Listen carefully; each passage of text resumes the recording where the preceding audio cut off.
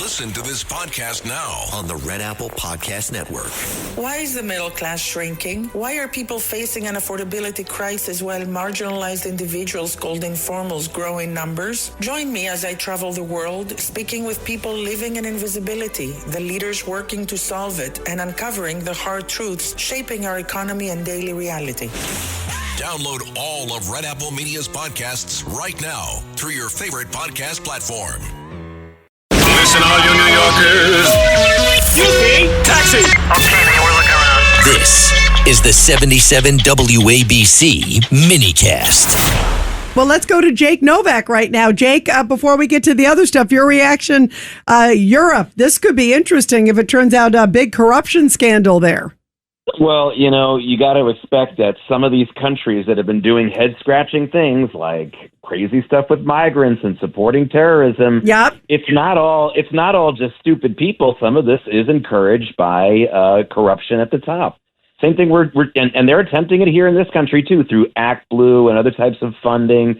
Our foreign enemies have figured out how to get around our campaign finance laws. I don't see why they won't be able to get around them in Europe too. You know, and Spain, by the way, has been the worst. Remember, I'm thinking, Jake, early on, obviously, the prime minister, the current one there, was like, no, we're not going to help U.S. with any flights. Not our war. Yeah, not our war. Nothing with the Strait of Hormuz. They blatantly refused to do anything to help the U.S. Meanwhile, they're in Europe. They're right there. Yeah, and these missiles from Iran can reach France, can reach some of these countries. I mean, they're much more susceptible than we are.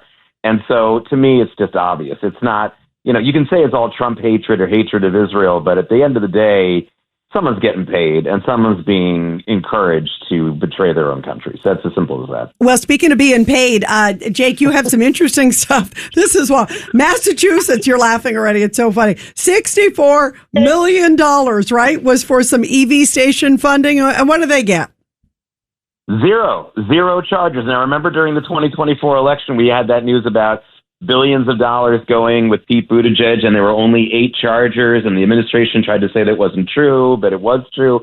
Well, this isn't even anything anyone's disputing. The Massachusetts Department of Transportation, the Massachusetts government admits that they've had $64 million in their pockets since the big infrastructure bill was passed under Joe Biden almost 5 years ago, and they have absolutely zero chargers built. They had $64 million given to them to do that.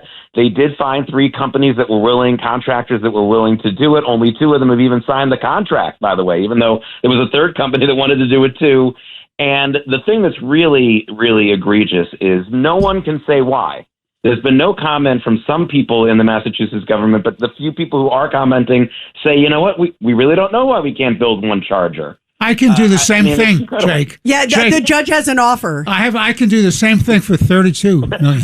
I'll do it for 16. Jake, you can do it for 8. Let's not joke around.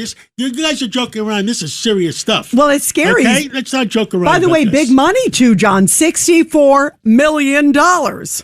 I mean, and it makes you just wonder, on how many other things, the wind projects, there's so many things that fall under this sort of massive boondoggles.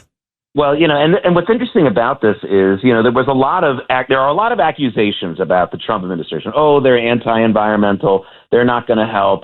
And the point about this money, Rita and everybody, is that the Trump administration did not rescind it. In other words, they haven't come in and said, hey, hold off on these projects because we're going to pull your funding like they've done with some other things.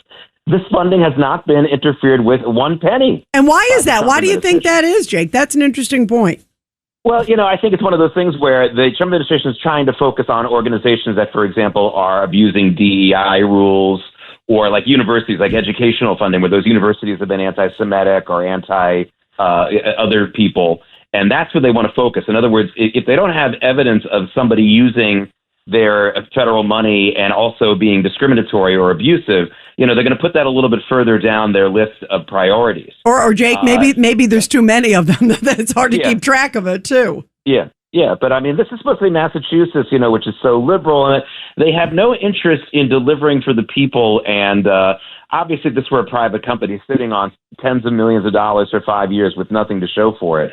A lot of people would get fired, but no one's going to get fired over this. And and I agree with John. It's sad. I mean, you could do a lot with $64 million. Yeah.